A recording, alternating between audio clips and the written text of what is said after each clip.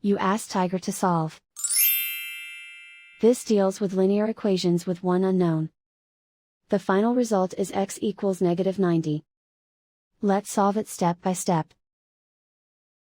Simplify the expression. Group like terms. Simplify the arithmetic. Isolate the x. Divide both sides by -2. Cancel out the negatives. Simplify the fraction. Move the negative sign from the denominator to the numerator.